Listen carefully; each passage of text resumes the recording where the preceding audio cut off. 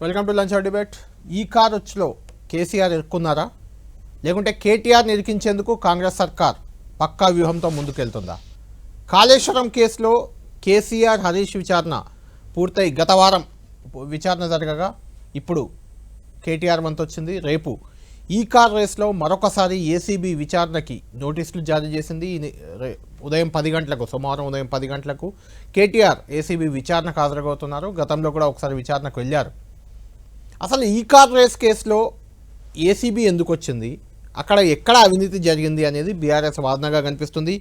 2-3 రోజుల క్రితం ఎప్పుడైతే నోటీసులు వచ్చాయో ఆ రోజే కేటీఆర్ ఒక ట్వీట్ చేశారు. 44 కోట్ల రూపాయలను ఈ కార్ రేస్ సంస్థకు చెల్లించాము, ఆ డబ్బులు ఇంకా ఆ సంస్థ అకౌంట్లో ఉన్నాయి. ఆ అకౌంట్లో నుంచి తెప్పించే దమ్ము లేని ప్రభుత్వం తనను టార్గెట్ చేసింది, ఏసీబీ విచారణకు పిలుస్తుందంటూ ఆయన ఒక ఘాటు ట్వీట్ చేశారు. 10 ఏళ్ల క్రితం ఓటుకు నోటు కుంభకోణంలో నోట్ల కట్టెలతో నల్ల బ్యాగ్తో రెడ్ హ్యాండెడ్గా పట్టుబడ్డ రేవంత్ రెడ్డి కేసు కూడా ఇదే ఏసీబీ పరిధిలో పెండింగ్లో ఉంది. ఆ కేసు ఏమైందంటూ కూడా ఆయన ప్రశ్నించారు ఈ ట్వీట్లో. ఆయన ట్వీట్ అలా ఉంటే రేపు కేటీఆర్ ఉదయం 10 గంటలకు ఏసీబీ విచారణకు రాబోతున్నారు. సరిగ్గా 4 గంటల వ్యవధిలో, అంటే మధ్యాహ్నం 2 గంటలకి తెలంగాణ క్యాబినెట్ భేటీ అవుతుంది. ఈ ఏసీబీ విచారణకి తెలంగాణ క్యాబినెట్ భేటీకి ఏమైనా లింక్ ఉందా? స్థానిక సంస్థల ఎన్నికల దిశగా ప్రభుత్వం వెళ్తుంది. ఎన్నికలకు వెళ్లే ముందు కేటీఆర్ను అరెస్టు చేసేంత ధైర్యం చేస్తుందా ప్రభుత్వం? కేటీఆర్ అరెస్ట్ అవుతారా? ఈ చర్చ తెలంగాణ వ్యాప్తంగా కూడా జరుగుతుంది. దీనికి సంబంధించి చర్చిద్దాం. అసలు బీఆర్ఎస్ ఆలోచన ఏంటి, కాంగ్రెస్ ఆలోచన ఏ రకంగా ఉంది? స్థానిక ఎన్నికలకు వెళ్ళబోతున్నారా, లేకుంటే కేటీఆర్పై ఇంకొక కేసు కూడా, నిన్ననే ఒక కేసు ఎఫ్ఐఆర్ బయటకు వచ్చింది.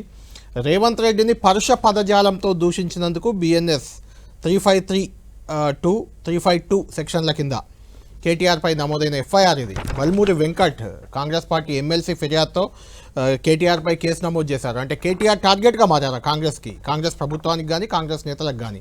ఎందుకంటే దూషణల పర్వం అనేది తెలంగాణలో కాదు, దేశవ్యాప్తంగా చాలా రాజకీయ నాయకులు నోటు తెరిస్తే దూషణలే, అపోజిషన్ని, ప్రతిపక్షాన్ని. అలాంటి నేపథ్యంలో దూషించారని కేసు పెట్టడం కేటీఆర్ని, రేపు ఏసీబీ విచారణకు పిలవడం, అంటే కేటీఆర్ని భవిష్యత్ నేతగా, బీఆర్ఎస్ భవిష్యత్ లీడర్గా ప్రొజెక్ట్ అవుతున్న నేపథ్యంలో ఆయనను టార్గెట్ చేసేందుకు ఇప్పటి నుంచే కాంగ్రెస్ ప్రయత్నిస్తుందా? చర్చిద్దాం. మనతో పాటు జన అవుతున్నారు ముఖ్యమంత్రి రేవంత్ రెడ్డికి అత్యంత సన్నిహితులు భువనగిరి ఎంపీ చామల కిరణ్ కుమార్ రెడ్డి గారు మనతో అందుబాటులో ఉన్నారు లైవ్లో, స్టూడియోలో. అదేవిధంగా కేసీఆర్కి అత్యంత సన్నిహితుడు, కేటీఆర్ కూడా చాలా దగ్గర వ్యక్తి, బీఆర్ఎస్ పార్టీ ప్రధాన కార్యదర్శి ఎమ్మెల్సీ తక్కలపల్లి రవీంద్రరావు గారు కూడా లైవ్లో అందుబాటులో ఉన్నారు. ముందు కిరణ్ గారు మీతోనే మొదలు పెడతాను. ఒకటి, ఏసీబీ విచారణకు పిలుస్తున్నారు, రేపు ఉదయం 10 గంటలకు వస్తా అని చెప్పారు కేటీఆర్. రెండవది, రేవంత్ రెడ్డిని మొన్న కాళేశ్వరం విచారణ సందర్భంగా ఏదో చిల్లర నాయకుడు అని సంథింగ్ ఏదో మాట్లాడారు. దాని నేపథ్యంలో బల్మూరి వెంకట్ ఫిర్యాదు, ఇంకో ఎఫ్ఐఆర్ నమోదు. ఏంటి, ఎలా చూస్తారు? అంటే ఏసీబీ ఇటు ఎఫ్ఐఆర్లు, కేసులు ఇవన్నీ పెట్టి కేటీఆర్ని అంచాలనా, లేకుంటే హరీష్ రావు కేసీఆర్ విచారణ పూర్తయింది వాళ్ళని లోపలికి పంపాలనా, కేటీఆర్ రేపు జైలుకి వెళ్తాడా, ఏంటి అసలు ఇంటెన్షన్ ఏంటి? అంటే ఏసీబీ అనేది అసలు ఇందులోకి రానేకూడదు అనేది బీఆర్ఎస్ వాదన. ఎందుకంటే ఏసీబీ యాంటీ కరప్షన్ బ్యూరో, మనకు తెలిసిందే, ఎక్కడ అవినీతి జరిగితే అక్కడికి వస్తుంది. అసలు ఇంకా అవినీతి ఎక్కడుంది? ప్రభుత్వం 44 కోట్లు వాళ్ళ అకౌంట్లో ఉన్నాయి, వాటిని తెచ్చుకోండి దమ్ముంటే అనేది కేటీఆర్ సవాల్. కేటీఆర్ గారికి ఆల్రెడీ పోయిన 10 సంవత్సరాల వాళ్ళ ప్రభుత్వంలో క్రియాశీలకమైన నాయకత్వం వహించినటువంటి వ్యక్తి, ముఖ్యమంత్రికి తనయుడు. ఎంక్వైరీలు ఎందుకైతే, ఏసీబీ ఎందుకు ఇన్వాల్వ్ అయింది, ఎంక్వైరీ లేనప్పుడు, ఎంక్వైరీ వచ్చినప్పుడు, ఎంక్వైరీలు పిలిచినప్పుడు, కమిషన్లు వచ్చినప్పుడు, కమిషన్ల ముందు హాజరు అవ్వాల్సిన పరిస్థితికి వచ్చినప్పుడు వాస్తవాలు చెప్పాల్సిన అవసరం ఉంటుంది. ఇప్పుడు ఏసీబీ కేసు ఎందుకైంది? ఏసీబీ కేసు ఎందుకైందంటే ఈ కార్ రేస్కి సంబంధించినటువంటి ట్రాన్సాక్షన్ ఏదైతుందో అది క్యాబినెట్ ఆమోదం చేసుకొని ఉండి తర్వాత అప్పుడున్నటువంటి పరిస్థితుల్లో కంపల్సరీ ముఖ్యమంత్రి గారుగా ఆయన ఆమోదం కూడా ఉండాల్సిన అవసరం ఉండేది, ఈయన మున్సిపల్ శాఖ మంత్రిగా ఉన్నా కానీ. ఎందుకంటే ఆయనే దానికి హెడ్ ఉండే అప్పుడు. సో ఎవరికి సంబంధం లేకుండా అదేదో ఆయనకు అప్పుడున్నటువంటి గ్రీన్కో వాళ్ళు ఇనీషియల్గా ఏదైతే ఆ ప్రాజెక్ట్ని తీసుకొచ్చి వాళ్ళు అసలు మన తెలంగాణ గవర్నమెంట్ కట్టాల్సిన అవసరమే లేకుండే దానికి. సరే, లాస్ట్కి వాళ్ళు విడ్రా కావడం, వాళ్ళు విడ్రా అయినప్పుడు ఆ ప్రాజెక్ట్ని సేఫ్ గార్డ్ చేయడానికి, ఎందుకంటే మన పరువుకు సంబంధించిన విషయం, వాళ్ళు విడ్రా అయితే రేపు పొద్దున మనం బద్నామయ్యే పని ఉంటుంది, ఎందుకంటే దాని మీద చాలా పబ్లిసిటీ చేసినాం అప్పటికే. సో దాన్ని ఎట్టి పరిస్థితుల్లో నడపాలి అన్న ఆలోచన ఒకటి ఉంటే, రెండోది ఎవరికి చెప్పకుండా ఎట్లా అంటే ఈ నియంత పోకడ, అంటే ఇక్కడ అసలు ప్రజాస్వామ్యం ఉందా? ఇవాళ కాళేశ్వరం విషయంలో కూడా క్యాబినెట్ ఆమోదం అంటే మేము ఏమంటున్నాం, క్యాబినెట్ ఆమోదం అంటే క్యాబినెట్ ఎక్కడ కూర్చునేది, ఏడ చర్చలు జరిగేది అనేది కూడా గత ప్రభుత్వంలో ఒక ప్రజలకు తెలిసే పరిస్థితి లేకుండే. ఈ రోజున్నంత ట్రాన్స్పరెన్సీ అప్పుడు లేకుండే. ఈరోజు ముఖ్యమంత్రి గారు సెక్రటేరియట్కి వస్తారు, మధ్యాహ్నం 3ంటికి క్యాబినెట్ ఉంటుంది, ప్రతి వారము ఎక్కడో ఒకడ మంత్రులందరూ కలుస్తున్నారు, ఏదో రివ్యూస్ నడుస్తున్నాయి. కానీ ఇటువంటి పరిస్థితి ఈరోజు నేను గొప్పగా కాంగ్రెస్ పార్టీ నాయకునిగానో కాంగ్రెస్ పార్టీ రిప్రజెంటేటివ్ ఒక పార్లమెంట్ సభ్యునిగానో నేను చెప్తే ఏంటంటే వేరే వాళ్ళు ఆయన పార్టీ గురించి ఆయన గొప్పగా చెప్పుకుంటుంటారు. కానీ నేను తెలంగాణ ప్రజల ముందు చెప్తున్నా, గత 10 ఏళ్ల ప్రభుత్వంలో రోజు జరుగుతున్న కార్యక్రమాలు విజిబుల్ ఉండేవి కావు. ఎందుకంటే ఎక్కడ నుంచి పాలన అందేదో కూడా తెలియకపోయేది. వీళ్ళు సెక్రటేరియట్ల నుంచి, సెక్రటేరియట్ అయితే వాళ్ళు బ్రహ్మాండంగా ఉన్న సెక్రటేరియట్ ఆ రోజు అవసరం లేకుండా దాన్ని గులగొట్టి కొత్తది కట్టే ప్రయత్నం చేసిరు, కట్టిరు వాళ్ళు ఫాస్ట్గా. ఎందుకంటే వాళ్ళ గొప్పతనం ఏంటంటే ప్రపంచంలో ఆయన చెప్పేది అదే, మేము ఎక్కడ ఎవడు కట్టలేము మా అంత ఫాస్ట్గా. కానీ ఆల్రెడీ అది కూడా రోజు వాన పడ్డప్పుడల్లా పెంకులు కింద పడుతున్నాయి. సో నేను ఇవన్నిటికీ డెప్త్ పోకుండా ఏమంటున్నా అంటే, కేటీఆర్ గారికి పరిజ్ఞానం ఉన్న వ్యక్తి, నాలాగా నిన్ననో మొన్ననో గెలిచి ఫస్ట్ టైం పార్లమెంట్కు ఫస్ట్ టైం అసెంబ్లీకి వచ్చిన వ్యక్తి కాదు. కన్ఫ్యూజ్ కావాల్సిన అవసరం లేదు. ఎంక్వైరీ ఉంటే ఎంక్వైరీలో ఏం అడుగుతురు, ఏనికి సమాధానం చెప్పాలి. అకౌంట్లకు వైటే కదా ట్రాన్స్ఫర్ చేసింది, నల్లధనం కాదు కదా, మరి దమ్ముంటే తెచ్చుకోండి అంటుడు. సో ఆయన చెప్పే అంత సింపుల్గా ఉండదు. ఒక ట్రాన్సాక్షన్ జరిగిన తర్వాత మీ అకౌంట్లకు నేను డబ్బులు కొడతా, తెలంగాణ ప్రజలకు చెప్తున్నా. నా అకౌంట్లోకి వెళ్ళి మీ అకౌంట్లకు ఒక వ్యాపారం చేద్దామని డబ్బులు పంపించిన, వ్యాపారం అయిందా, వ్యాపారం కాలేదా, వ్యాపారంలో మేము వెనకబడ్డామా మీరు వెనకబడ్డరా, మీరు పంపించిన వస్తువులు మాకు అందినాయా అందలేదా, మధ్యాహ్నం ఇవ్వడం దుబ్బుకోపోయినా అనేది ఒక అంశం. నేను మీ అకౌంట్లకు కొట్టే వరకే నా ఒక్క కంట్రోల్ ఉంటాం.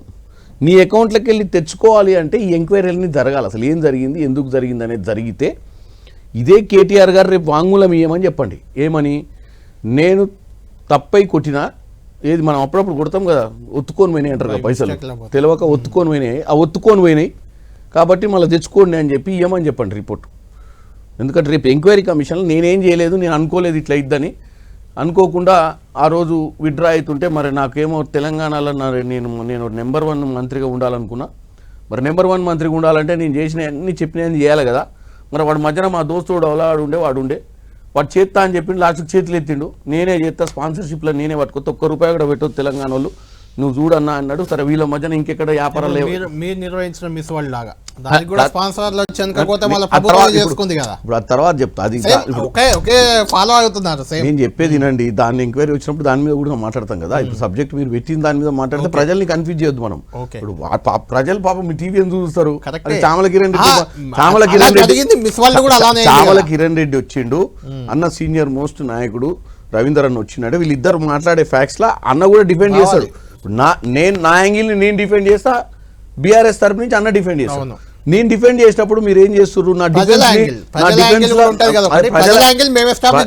మీరు ఎస్టాబ్లిష్ చేస్తే బానే ఉంది. ప్రజల్ని ఇప్పుడు సడన్ గా ఈ రేస్ నుంచి ఇంకో రేస్ లకు పంపిస్తే అసలు రేస్ ఎటు పోయింది, అవినీతి ఎక్కడ ఉంది అనేది అంటే చాలా మందికి తెలంగాణ ప్రజలకు ఈ రేస్ ఏందో కూడా తెలియదు. ఎందుకంటే ఈ రేస్ అనేది హైదరాబాద్ నగరంలో జరిగింది, అది ఊర్లలో ఉన్న వాళ్ళకి అసలు ఈ రేస్ ఎందుకు పెట్టారు, నక్లెస్ రోడ్ సిటీ బండ్లు ఎందుకు తిరిగినా కూడా తెలియదు. అసలు అవినీతి ఏంది అనేది అది మీరు చెప్పాలి. అవినీతి ఏంటంటే వీళ్ళు క్యాబినెట్ ఆమోదం లేకుండా ఈ అమౌంట్ అసలు ప్రభుత్వానికి ఇవ్వాల్సిన అవసరమే లేదు. ప్రొసీజర్ ల్యాప్స్ అవుద్ది, అవినీతి కాదు కదా. ప్రభుత్వానికి ఇవ్వాల్సిన అవసరమే లేదు. వాళ్ళ దోస్తులు ఇచ్చిన కమిట్మెంట్ని ఫుల్ఫిల్ చేయడానికి ఈయన ఒక అధికార దుర్వినియోగం చేసిండు. ఇక్కడ మీరు అర్థం చేసుకోవాల్సింది ఏంటంటే, నాకు మీరు ఇవ్వాల్సిన ట్రాన్సాక్షన్, కళ్యాణ్ గారు చేయాల్సిన కాంట్రాక్ట్ని నేను చేస్తున్న ప్రభుత్వం తరఫు పోనీ నా అకౌంట్లోకి వెళ్ళి కొట్టలే. అంటే ఆ సీఈఓ మిమ్మల్ని వచ్చి కలిశాడు కదా, అప్పుడు చెప్పాడా? అంటే రేవంత్ రెడ్డి గారిని కలిశాడా సీఈఓ, ఫార్ములా సీఈఓ అప్పుడు చెప్పాడా? ఇది అప్పుడు చెప్పిండా లేదా రేవంత్ రెడ్డి గారు అయితే నాకు చెప్పలేదు. అంటే రేవంత్ రెడ్డి గారు అన్నారు, చెప్పారని ఆన్ రికార్డే అన్నారు. నేనేమంటున్నా, ఇది తెలంగాణ ప్రజలకు ఎందుకు ఆయనను ఏసీబీకి పిలవాల్సి వచ్చిందనే చర్చ. ఓకే, కళ్యాణ్ గారు సమాచారంతో పిలుస్తున్నారా అని.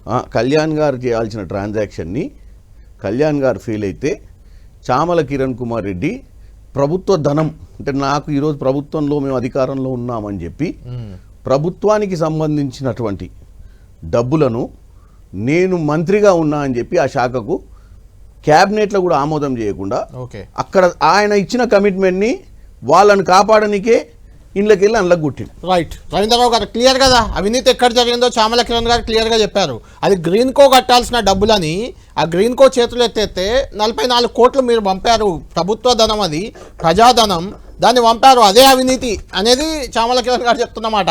కేటీఆర్ గారేమో అవినీతి ఎక్కడుంది అని అడుగుతారు. మీరు ఏం చెప్తారు దీనికి? అవినీతి ఉందా లేదా? అది ఆ 44 కోట్లు వెనుకకు వచ్చే అవకాశం ఉందా మరి? గుడ్ ఆఫ్టర్నూన్ మీకు, కిరణ్ కుమార్ రెడ్డి గారికి, టీవీ ప్రేక్షకులకు నమస్కారం. అంటే కిరణ్ కుమార్ రెడ్డి గారు మాటల్లోనే చాలా ఎకిసెక్యాలు, సెటైర్లు, ఆ కొస విరుపులు మనకి చాలా స్పష్టంగా గమనిస్తున్నాయి. అలా వారేమో తప్పించుకున్నట్టుగా ఏమో మాట్లాడతానులే. ఎందుకంటే ఈ రెండు కూడా సమకాలీనమే. ఇంతకుముందు ఏమన్నాడు, ఈ కారు ఎవరికి ఎరకండి, ఏమైనా ఊరోళ్ళకి సంబంధమా, ఎక్కడి ఈ కార్ రేస్ అని అంటాడు. ఎక్కడ ప్రపంచ సుందరి అంటే అది ఏమన్నా ఊరోళ్ళకి సంబంధమా? గ్రామస్తులకి ఏమైనా సంబంధం లేదు కదా. మీరు ప్రపంచ సుందరాంగుల ప్రోగ్రాం పెడితే మీ కాంగ్రెస్ వాళ్ళే నా సొల్లు కాల్చుకుంటా కూర్చొని ఆ ఇంగ్లాండ్ అమ్మాయిని కెలికితే ఏం జరిగిందో, ఎంత రచ్చ అవుతుందో ఆ కమిటీ ఇచ్చిన రిపోర్టును బయట పెట్టండి. ఎవరో ఎంపీ ఉన్నారు, ఎవరో ముఖ్యమంత్రి గారికి సన్నిహితులు ఉన్నారు అంటారు కదా, ఎంత అబాస్ పాలైంది అనేది. తర్వాత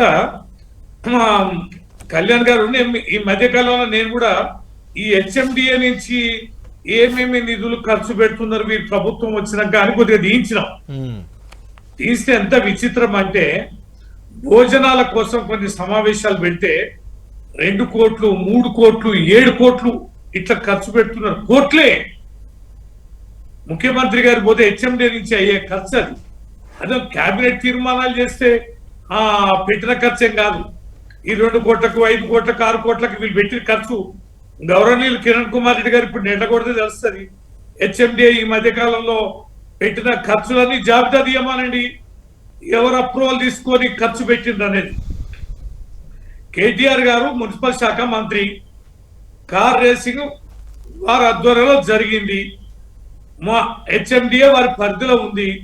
హెచ్ఎండిఏ అనేది ఒక అటానమస్ సంస్థ, ఖర్చు పెట్టే శక్తి ఉన్నటువంటి సంస్థ. దానికి అత్యున్నతమైనటువంటి సీనియర్ ఐఏఎస్ అధికారి దానికి కార్యదర్శిగా ఉన్నారు, దానికి బాధ్యులుగా ఉన్నారు. మొత్తం యావత్ అధికార యంత్రాంగం నోట్ అప్రూవల్ అయి ఏదో అకౌంట్ల నుంచి అకౌంట్లకి దొంగచాటుగా కొట్టింది అనేది కాదు. అక్కడ అదొక ఇండిపెండెంట్ సంస్థ. హెచ్ఎండిఏకి కొంత అటానమస్ పరిధి ఉంది. మంత్రి అప్రూవల్ చేశారు, వారు పేమెంట్ చేశారు. అది కూడా రిటర్న్ వచ్చే పద్ధతిలో మళ్ళీ తిరిగి వచ్చే అవకాశం ఉంది. కనుకనే ఈ వ్యవహారాలన్నీ చేసే సాంప్రదాయం హెచ్ఎండిఏకి ఉంది. ఇదేదో కొత్తగా ఏదేదో దొంగ తిరుగుడుగా జరిగిందనేది కాదు. నేను అంటున్న కళ్యాణ్ గారు ఇవన్నీ కూడా కాదు, కానీ కాళేశ్వరం మీద కమిషన్ వేసి ఇప్పుడు మొత్తంగా తెలియని ప్రజలకి, అట్టడుగు వర్గాలకి కాళేశ్వరం ప్రాజెక్టు ఎట్లా కట్టిరు, ఏం ఖర్చు పెట్టారు అనేది తేట తెల్లమైతాంది. విచిత్రం ఏం జరిగిన కళ్యాణ్ గారు, వీరు పెట్టిన కేసులన్నీ వీరు అబాస్పాలైతేందుకే రోజు మీ చర్చలో ఉండడానికి. అలాంటప్పుడు రవీంద్రరావు గారు, అలాంటప్పుడు మీకే మంచిది కదా మరి. ఎందుకు అంటే ఇక్కడ ఈ ట్వీట్ చూస్తే కేటీఆర్ కొంచెం ఎప్పుడు అరెస్ట్ అవుతాను అనే ఆందోళనలో కనిపించినట్టు, లేకుంటే అరెస్ట్ చేస్తారు నన్ను అని, మీరు అరెస్ట్ ఖాయమని ఎందుకు భయపడుతున్నారు? కళ్యాణ్ గారు, చాలా స్పష్టంగా మేము ఉన్నాము. వారు రాజకీయ కుట్రలు కుతంత్రాలతో కేసులు పెడతారు, కమిషన్లు వేస్తారు. మేము నిజాయితీ ప్రూవ్ చేసుకోవడానికి మాకు కూడా ఈ వేదికలు.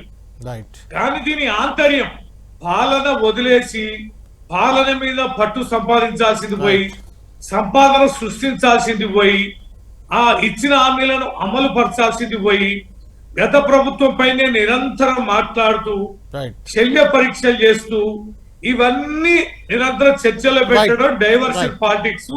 చేవ గాని చేత గాని చేవలేని ప్రభుత్వం చేస్తున్న ప్రయత్నాలు అనేది కూడా ప్రజలకు తెలవాలి కదా.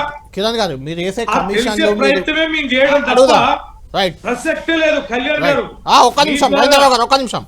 ఇప్పుడు మీరు వేసే కమిషన్లు కానీ మీ విచారణలు కానీ తాము చేసిన మంచిని, తమ నిర్దోషత్వాన్ని నిరూపించుకోవడానికి యూజ్ అవుతాయని చెప్తున్నారు. ఒకటి. రెండోది కేటీఆర్ ఇంకొక సవాల్ కూడా చేస్తున్నారు రేవంత్ రెడ్డి గారికి, ఏసీబీ విచారణకి నువ్వు కూడా రా, ఇద్దరం లై డిటెక్టర్ టెస్ట్లో కూర్చుందాం, అక్కడ ఎవరిది నిజం, ఇందులో అవినీతి ఉందా లేదా అక్కడ టెస్ట్కి నేను రెడీ అని సవాల్ చేస్తున్నారు.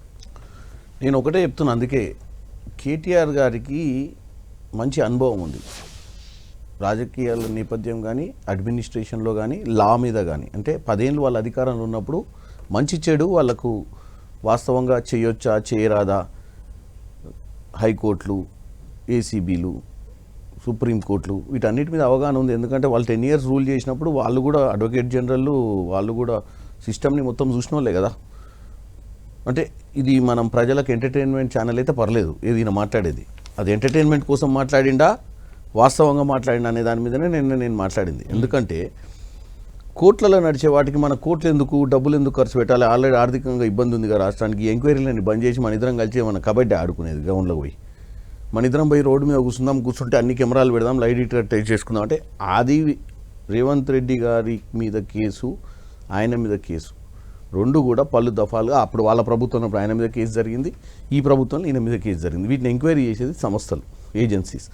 మరి ఇప్పుడు ఆయన ఇంత సీనియర్ లీడర్గా ఉండి ఆయనకి ఏజెన్సీల మీద నమ్మకం లేదా, మరి భారత రాజ్యాంగం మీద నమ్మకం లేదా? వస్తున్నాడు కదా విచారణకి, మాట్లాడాల్సిన అవసరం ఏంది? నేను అనేది ఈజ్ ఎమ్మెల్యే నవ్వు. మీరు కూడా మాట్లాడుతున్నారు కదా పొద్దులేస్తే కమిషన్ల మీద. అన్నా నువ్వు మాట్లాడి నేను చెప్పినాక నువ్వు కౌంటర్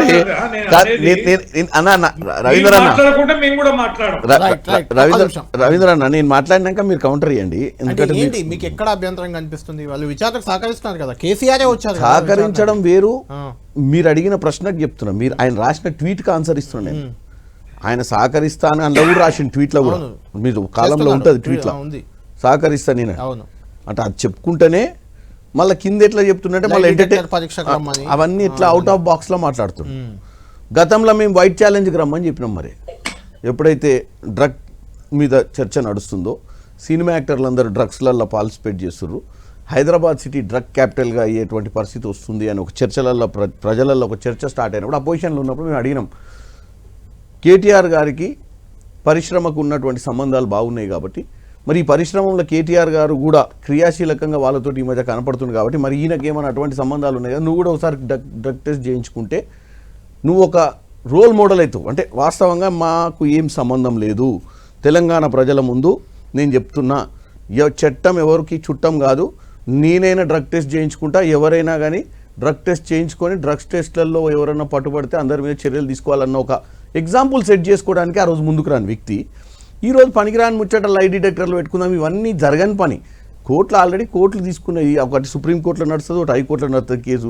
అవన్నీ కేసులు ఎందుకు అవసరమా మనకు, మన ఇద్దరం కలిసి ప్రజల మధ్యన పోయి లై డిటెక్టర్లు పెట్టుకుందాం పై, ఇవన్నీ ఆ రోజు ఛాలెంజ్ చేసినప్పుడు రాని వ్యక్తివి ఈరోజు ఎందుకు ప్రజల్ని ఎంటర్టైన్మెంట్ చేయడానికి ఇవన్నీ పిచ్చిరాతలు రాస్తున్నావు అని చెప్పి నేను ప్రెస్ మీట్ పెట్టినా నిన్న. ఎందుకంటే ప్రాక్టికల్గా మాట్లాడదాము. కానీ అంటే కిరణ్ గారు, కేటీఆర్ సరే ఏసీబీ కేసు విచారణ అవన్నీ జరుగుతున్నాయి అంటే మీరు వచ్చిన నుంచి కూడా ఒక సీక్వెన్స్ చూస్తే గత 10 ఏళ్ళుగా వాళ్ళు మీపై కమిషన్ చేసి, అంతకుముందున్న ప్రభుత్వం మీదే కాబట్టి కాంగ్రెస్ ప్రభుత్వంపై కమిషన్ చేసి విచారణలు చేసింది కానీ, దొరకబట్టింది కానీ, ఛేదించింది, శోధించింది ఏమీ లేదు. నన్ను అడిగితే ఇందిరమ్మ ఇళ్లలో అవినీతి అన్నారు, అటుకెక్కిచ్చారు, అప్పుడు ఏం చేయలేదు. ఏసీబీ కేసు, రేవంత్ రెడ్డి మీద ఉన్న ఏసీబీ కేసు 10 ఏళ్ళు వాళ్ళే ఏసీబీ వాళ్ళ కంట్రోల్ ఉంది, వాళ్ళు విచారణ చేయలేదు, దాని మీద తీర్పులు ఇవ్వలేదు. మీరు చూస్తే ఓసారి ఏమో ఫోన్ ట్యాపింగ్ విచారణ, ఓసారి కాళేశ్వరం విచారణ, ఒకసారి ఏసీబీ విచారణ, ఇంకోసారి ఏదో రేవంత్ రెడ్డిని తిట్టాడని కేటీఆర్పై కేసు బుక్ చేస్తారు. అంటే రేవంత్ రెడ్డి తిట్టిన మాటలు ఇప్పుడే ఎవరో నాకు పెట్టారు. రేవంత్ రెడ్డి ఏడాది కాలంగా ఎన్ని మాటలు అన్నాడు అనేది ఆ కేసు, కేటీఆర్ కేసుకు సంబంధించి ఆయన మాట్లాడిన మాటలు చూస్తుంటే నాకు కొంచెం ఇంట్రెస్టింగ్గా కూడా అనిపించాయి. మీకు అంటే కొద్దిగా ఒకసారి వినిపిస్తా, ఒకసారి చూడండి. పోరల్ని ఏందే అట్లిచ్చిన ఊరి మీద కానీ చెప్పలే అసెంబ్లీలో. కేటీఆర్ ఈ సన్నాసి రండా అలాగే ఎర్ర గాల్చి తిరల మీద వాతలు పెడతాం. మీరు ఒక్కసారి ముట్టి మీద డ్రాయర్ కూడా ఉండదు, పీకడం మొదలు పెడితే బిడ్డ నడి బజార్లో ఉరి తీయాలనా, 100 మీటర్ల గోతి తీసి పాతి పెట్టాలనా, ఒక్కనొక్కని పండబెట్టి తొక్కి పేగులు తీసి మెడలేసుకొని ఇట్లా చాలా ఉన్నాయిలేండి. కానీ అంటే ఈ మాటలతో కంపేర్ చేస్తే కేటీఆర్ ఏమన్నాడని కేసు పెట్టారు అని వాళ్ళు అడుగుతున్నారు, ఎవరో వాళ్ళు మెసేజ్ పెట్టారు ఇప్పుడే. మీరు ఈ చర్చ మొదలుపెట్టినప్పుడే మీరు చెప్పారు, తెలంగాణలో గతంలో కానీ ఇప్పుడు కానీ రాజకీయ నాయకుల మధ్యన కేసీఆర్ గారు కానీ, కేటీఆర్ గారు కానీ, హరీష్ రావు గారు కానీ, ఇక్కడ ఉన్నటువంటి అందరు నాయకులు కూడా కొన్ని సందర్భాలల్లో వాళ్ళు అవుట్ ఆఫ్ ద బాక్స్లకు పోయి మాట్లాడిన సందర్భాలు ఉన్నాయి. కేసు నిన్న బాల్మూర్ వెంకట్ గారు ఎమ్మెల్సీ పెట్టిండు కేసు, వెంటనే ఎఫ్ఐఆర్, వెంటనే క్షణాల్లో ఎఫ్ఐఆర్ కేసు పెట్టిండు. కేసు దేనికి పెట్టిండు అంటే రేవంత్ రెడ్డి తిట్టాడని కూడా చాలా మంది కేసులు పెట్టారు, ఎక్కడ ఎఫ్ఐఆర్ నేను అనేది అంటే అంటే అంటే పోలీసులు వ్యవస్థను మీరు దగ్గర పెట్టుకొని మీ ఇష్టం ఉన్నట్టు నడుపుతున్నారని ఒక అనుమానం వస్తుంది కదా జనాలకి. మనం ఒక వ్యవస్థను, పోలీస్ వ్యవస్థను ఏ ప్రభుత్వం వస్తే ఆ ప్రభుత్వం పోలీస్ వ్యవస్థ నడిపేదైతే ఆరోపణ ఉంది. బీఆర్ఎస్ మీద ఎక్కువ ఉంది. ఎందుకంటే బీఆర్ఎస్ టోటల్ గా ఈ రోజు ప్రభాకర్ రావు గారిని అమెరికా నుంచి పిలిపించి ఈ రోజు ఫోన్ ట్యాపింగ్ వ్యవహారం చూస్తే ఇక అన్నిటికంటే వరల్డ్ అన్డెమోక్రటిక్ ప్రాక్టీసెస్ అవి. అంటే నా ఫోను, మీ ఫోను, భార్యాభర్తల ఫోన్లు, పోలీసు వాళ్ళ ఫోన్లు. ఒక సమాచారం వచ్చింది కిరణ్ గారు, అదే ప్రభాకర్ రావు విచారణ సందర్భంగా, ఇది ఎంతవరకు వాస్తవం తెలియదు, అప్పటి మా పోలీస్ బాస్ చెప్తేనే నేను చేశాను, ఆ పోలీస్ బాస్ ఇప్పుడు మీ దగ్గరే ఉన్నాడు. నేను ఏమంటున్నా, నేను పేరు కూడా ప్రస్తావించట్లేదు, నేను ఒకటి చెప్తున్నానండి. అప్పుడు పోలీస్ బాస్ అయినా ఎప్పుడు పోలీస్ బాస్ అయినా అందరికంటే పెద్ద బాస్ ముఖ్యమంత్రి ఉంటాడు. ముఖ్యమంత్రి next police boss. Police boss అనేది ఇప్పుడు మనకు తెలుసు బాసులు ఎంత. ప్రభాకర్ రెడ్డిని మించిన బాస్ ప్రభాకర్ రావును. నేను ప్రభాకర్ రావుని మించిన బాస్ అయినా ఎవరైనా వాళ్ళకంటూ ఆయన మీద చర్యలు లేవు, ఆయన మీ పక్కన ఉంటాడు ప్రభాకర్ రావు. కళ్యాణ్ గారు, ఫస్ట్ ఆఫ్ ఆల్ మీరు తెలుసుకోవాల్సింది ఏంటంటే పోలీస్ వ్యవస్థ అప్పుడు ప్రెజర్లో పనిచేసింది అనేది క్లారిటీ కనపడుతుంది. ఇప్పుడు లేదు. ఎఫ్ఐఆర్ ఫైల్ చేయడం అనేది ఫస్ట్ ఇన్వెస్టిగేషన్ రిపోర్ట్ అంతే. అంటే ప్రైమా ఫేషియా అంటే ఎఫ్ఐఆర్ చేసినంత మాత్రాన మనిషిని తీసుకుపోయి క్రైమ్ కిందకి రాదు. చార్జ్ షీట్ కాదు, అది ఏం కాదు, అది ఒక కాగితాన్ని రిజిస్టర్ చేయాలి. తిడితే కేసులు పెడతారు, ఎన్ని కేసులు పెడతారు ఇలా? ఎఫ్ఐఆర్ ఎందుకు పెడతారు? కేటీఆర్ గారు మాట్లాడింది నిజంగానే తప్పు కాదా అనేది చర్చ, అది ఎంక్వైరీ తెలుస్తుంది. ఒక బాలమూరు వెంకట్ అనే మా ఎమ్మెల్సీ పోయి మా ముఖ్యమంత్రి మీద కేసు పెట్టాడు, తప్పుడు మాటలు మాట్లాడుతున్నాను కేసు పెట్టిండు. ఇది మాట్లాడింది నిజం, కేసు పెట్టింది నిజం. మీరు గతంలోకి పోతే గతంలో మాట్లాడింది మీరే వినిపిస్తారు. ఇప్పుడు నేను దాన్ని డినై చేస్తలేదు. ఇక్కడ బీఆర్ఎస్ వాళ్ళే పంపించారు, ఎందుకంటే చర్చలో నేను ఉన్నా కాబట్టి మీరు ప్రశ్నించండి, మమ్మల్ని అడగ. నేను కూడా అదే చెప్తున్నా. గతంలో డెఫినెట్గా మీరు అంటారు, మరి గతంలో రేవంత్ రెడ్డి గారి మీద కూడా కేసులు పెట్టడం జరిగింది. మరి ఎఫ్ఐఆర్ లేనేవో లేవో నేను ఎంక్వైరీ చేయలేదు, అయినాయా లేదా నాకు తెలియదు, అయ్యి ఉండొచ్చు కూడా. 100% అయినాయి, కాకపోతే మొత్తమే కాలేదన్నది. పోలీసు వాళ్ళు రిపోర్ట్ తీసుకొని డస్ట్బిన్ లో పడేయడానికి లేదు. ఏ ఆఫీసర్ అయినా ఒక రిపోర్ట్ వచ్చిన తర్వాత దాన్ని ఫస్ట్ ఆఫ్ ఆల్ ఎఫ్ఐఆర్ కట్టాల్సింది, కడితేనే ఇంకా కేసు ముందు. కేటీఆర్ మీ టార్గెట్ గా ఉన్నారా? కేటీఆర్ అవుతారా? కేటీఆర్ క్యాబినెట్ ఉంది, క్యాబినెట్ లో కూడా ఈ అంశం చర్చించి అరెస్ట్ చేసేద్దామని కేటీఆర్ అనే వ్యక్తి మాకు టార్గెట్ కాదు. కేటీఆర్ అనే వ్యక్తి చేసే పనులు తప్పు లేనప్పుడు డెఫినెట్గా ఆయన ఒక మంత్రిగా ఈ రాష్ట్రాల్లో రాష్ట్ర ప్రజల సొమ్మును దుర్వినియోగపరిచినటువంటి విషయంలో ఎంక్వైరీ నడుస్తుంది. అది చామల కిరణ్ రెడ్డి రేవంత్ రెడ్డి గారు పోయి ఎంక్వైరీ చేస్తలేడు ముందు కూర్చొని, ఏం కేటీఆర్ ఏం చేసినామని అడుగుతలే, ఒక సంస్థ అడుగుతుంది. మనం సంస్థలు సరే రాజకీయ ఒత్తిళ్లు ఉంటాయి అనేది, నేను ఇప్పుడు ఇక్కడ ఉండవు, మా దగ్గర ఉంటలేవు, మీ దగ్గర అంటే ఎవరు నమ్మరు. సంస్థలు చేస్తున్నటువంటి పరిస్థితి నిజాలు ప్రజలకు తెలుసు.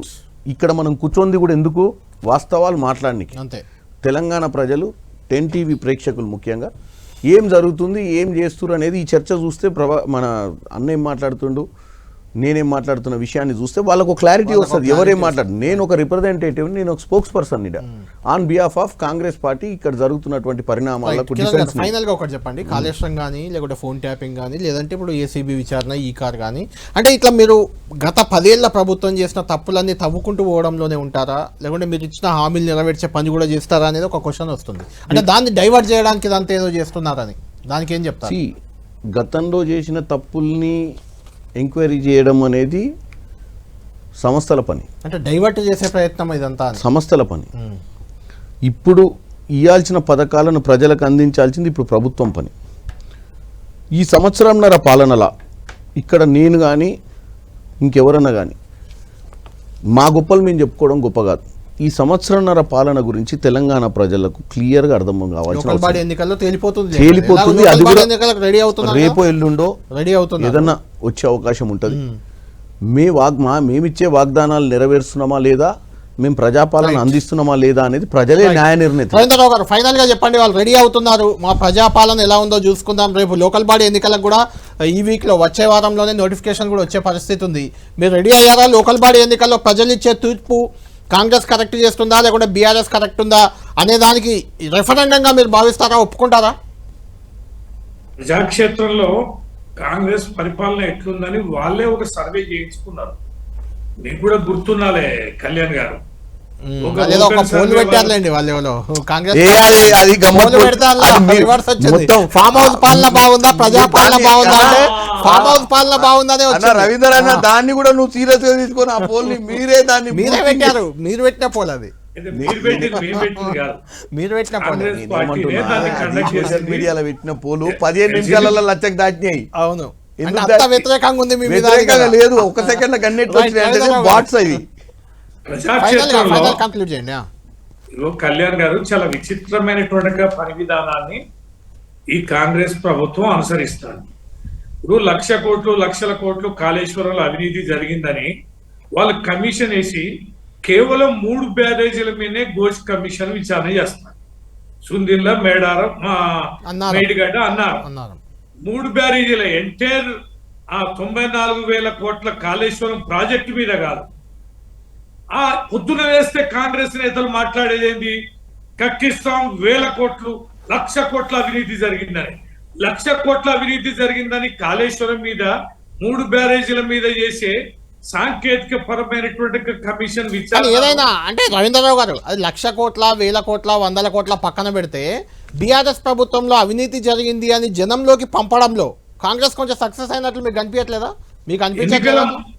ఎన్నికల ముందు సక్సెస్ అయింది వాస్తవం. ఎన్నికల ముందు బరాబర్. ఇప్పుడు కూడా ఎన్నికల ముందే స్థానిక ఎన్నికలు, జెడ్పీటీసీ, ఎంపీటీసీ, సర్పంచ్ ఇవి కూడా చాలా పెద్ద ఎన్నికలుగానే చూడాలి, ఎందుకంటే ప్రతి ఒక్క ఓటర్ ఓటేస్తాడు అక్కడ.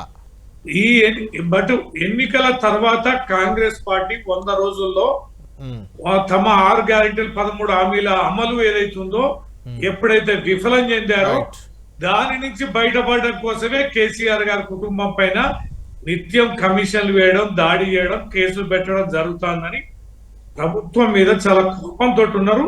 చూద్దాం, ఖచ్చితంగా స్థానిక ఎన్నికల్లో వాళ్ళ బలం ఏందో వాళ్ళ అభిప్రాయంతో స్పష్టంగా. రవీంద్రరావు గారు, థ్యాంక్ యూ. చామల కిరణ్ గారు, చూద్దాం మొత్తానికి స్థానిక ఎన్నికల్లో ఎవరి సత్తా ఏంటో తేలిపోతుంది. ప్రజలు కూడా ఎవరి వైపు ఉన్నారు? కాంగ్రెస్ చెప్తున్న అవినీతి ఆరోపణలు నమ్ముతారా, లేదంటే బీఆర్ఎస్ నిజంగానే అవినీతి చేసిందని భావిస్తారా, లేకుంటే కాంగ్రెస్ కక్ష సాధింపుకు దిగిందని ఫీల్ అవుతారా? స్థానిక ఎన్నికల్లో తేలబోతుంది. చూద్దాం, రేపు స్థానిక ఎన్నికలకు సంబంధించి కూడా క్లారిటీ రాబోతుంది. ప్రభుత్వం అయితే రెడీ అయినట్లే కనిపిస్తుంది. చూడాలి, ముందు జెడ్పీటీసీ, ఎంపీటీసీ ఎన్నికలు అంటున్నారు, ఆ తర్వాత సర్పంచ్ అంటున్నారు.